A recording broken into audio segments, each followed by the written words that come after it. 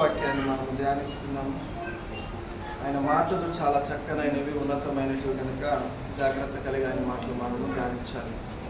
మొట్టమొదట మీకు నేను ఒక విషయాన్ని తెలియజేస్తున్నాను. ఈరోజు మనం తెలుసుకోబోతున్నటువంటి ఒక అంశం ఏంటంటే,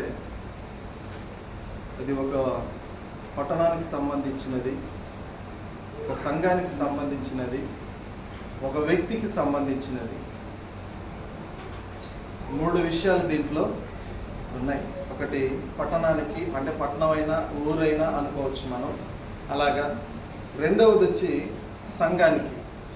సంఘానికైనా దాన్ని మనము అనుమతించుకోవచ్చు. మూడవది వచ్చి మన జీవితాలు కూడా అది చక్కగా అనుమతించుకోవచ్చు. దయచేసి మీరు ఈ యొక్క విషయాన్ని తెలుసుకోవాలంటే మొట్టమొదట 2 విషయాలు మీ మధ్యలో నేను చెప్తాను. ఎందుకంటే మొదట మీకు బాగా ఇది అర్థం అవ్వాలి కనుక. ఎందుకంటే దేవుడి చేత పాడైపోయినటువంటి ఊరు ఏదైనా ఉందా? దేవుడి చేత పాడైపోయినటువంటి ఊరు ఏదన్నా ఉందా? దేవుడు ఏదైనా ఊరిని పాడు చేసినాడా? నెనెనే పట్టణాన్ని పాడు చేశాడు. నెనెనే పట్టణంలో ఎవరున్నారు?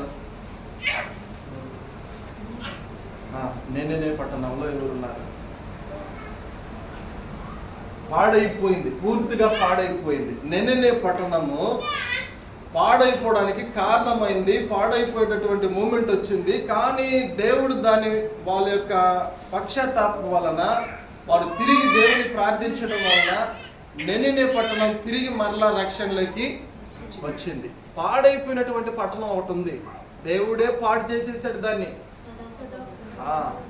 దేవుడే ఏం చేసేసాడు? దాన్ని పూర్తిగా హతం చేసేసాడు. పూర్తిగా అగ్ని చేత దాన్ని ఏం చేసేసాడు? ఆయన కాల్చివేశాడు. మొట్టమొదటి అబ్రాహాంకు తెలియచేశాడు.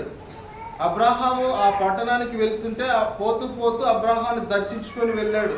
అబ్రాహాం అన్నాడు, అయ్యా 100 మంది విశ్వాసులుంటే, 100 మంది విశ్వాసం కలిగిన వాళ్ళుంటే నువ్వు ఆ పట్టణాన్ని వదిలేస్తావా అన్నాడు. వదిలేస్తానన్నాడు. మరలా ఏ విధంగా తగ్గించుకుంటూ వచ్చాడు? అయ్యా ఎందుకు తగ్గించుకుంటూ వస్తున్నాడు? ఆ గ్రామంలో ఎవరున్నారు?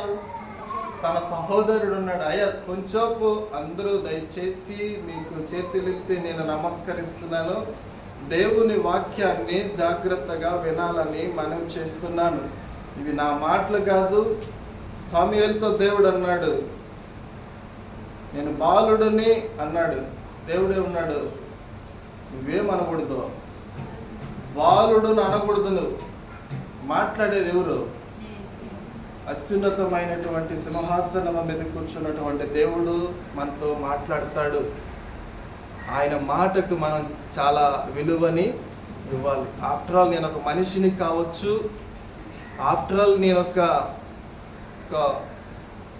తండ్రికి కుమారుని కావచ్చేమో, కానీ దేవుడు ఎన్నుకున్నటువంటి వ్యక్తి చాలా అత్యున్నతమైన వాడని నేను గొప్ప చెప్పుకోవడం లేదు. కానీ ఆయన మాటలకు మాత్రం దయచేసి విలువని ఇవ్వండి. నేనైతే గొప్ప చెప్పుకోలేదు. ఆయన మాటలకు నువ్వు కానీ నేను కానీ దయచేసి విలువని ఇవ్వాలి. తర్వాత నా మాటలు వేరే, నా సంగతులు వేరే, కానీ ఆయన మాటలు మాత్రం ఉన్నతమైనటివి, చాలా మన జీవితానికి ఉపయోగపడే మాటలు. దయచేసి మాటలకు పిల్లల్ని కొంచెం అడ్జస్ట్ చేసుకోండి. ఎందుకంటే ఇలాగా ఆ పట్టణాలు కొన్ని దేవుని చేతనే పాడైపోయినట్టుగా మనం బైబిల్లో కూడా మనము చూస్తాం. ఎందుకంటే దేవుని మాటను వినకుండా పోవడం వలన ఆ పట్టణం అంతా కూడా దేవుడే దాన్ని ఏం చేసేస్తాడు? దహింప చేశాడు. దయచేసి బాగా గమనించాల్సినటువంటి విషయం ఏంటంటే, ఈరోజు కూడా నేను చెప్పబోతున్నటువంటి ఈ మాటలు, మనందరితో మాట్లాడబోతున్నటువంటి మాటలు ఏంటంటే, నేనేం చెప్పాను, మొదట ఒక పట్టణానికి కానీ ఒక ఊరికైనా సంబంధించి ఉంటుంది.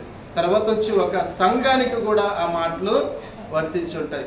తర్వాత ఒక మనిషికి కూడా ఆ మాటలు వర్తించుంటాయి. అది నీకైనా కావచ్చు, అది నాకైనా కావచ్చు. నేను మీకే అని నేను ఎప్పుడు కానీ ఎన్నడూ కానీ నేను చెప్పను. అది నా జీవితానికి కూడా ఎంతైనా ఉపయోగపడే మాటలు అవి. దయచేసి మనము చదువుదాం. ఒక మాట చదివిన తర్వాత మరలా నేను ఒక్కొక్క విషయాన్ని మీకు చెప్తాను.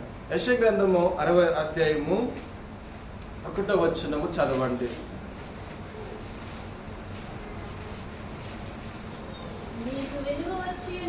నీకు వెలుగు వచ్చి ఉన్నది, లెమ్ము, తేజరిల్లుము, యెహోవా మహిమ నీ మీద ఉదయించి ఉన్నది. దయచేసి గమనించాలి. నేను 2 విషయాలు మీ మధ్యలో చెప్పాను.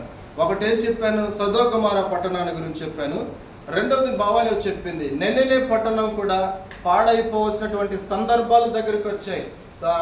యోనా అన్నాడు, యోనాను దేవుడు చెప్పాడు, యోనాకు దేవుడు చెప్పాడు, యోనా నినెవె పట్టణం పాడైపోతుంది, నినెవె పట్టణం నేను కాల్చివేయబోతాను.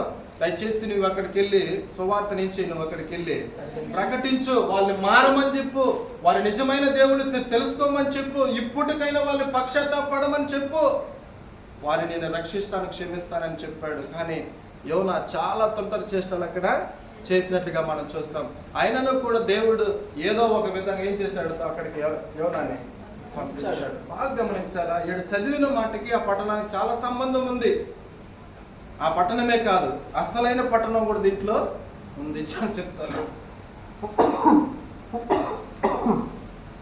వెంటనే యోనా ఏం చేశాడు, ఆ పట్టణానికి వెళ్ళి సువార్తను ప్రకటించాడు. వాళ్ళు చేసినటువంటి ప్రతి విషయాన్ని కూడా వాళ్ళకి తెలియజేశాడు. అయ్యా, దేవుని దృష్టికి ఇలా మీరున్నారు. దేవుడు అన్నాడు, ఈ పట్టణాన్ని కాల్చివేయబోతున్నాడు, ఈ పట్టణం శపింపబడబోతుంది. దయచేసి మీరు మరలా ఉపవాసాలు ఉండి దేవుని కానీ అడగగలిగితే, మీ యొక్క హృదయాలను మార్చుకొని పశ్చాత్తాప పొందుకోగలిగితే దేవుడు ఈ పట్టణాన్ని ఏం చేస్తాడంట, క్షమిస్తాడు, రక్షిస్తాడు అని చెప్పి యోనా ఇల్లు అక్కడికి వెళ్ళి ఏం చేశాడు, సువార్తని ప్రకటించాడు. ప్రకటించిన సువార్తను నినెవె పట్టణస్థులు అంగీకరించారు. హల్లెలూయా. నినెవె పట్టణస్థులు అందరూ కూడా అంగీకరించారు.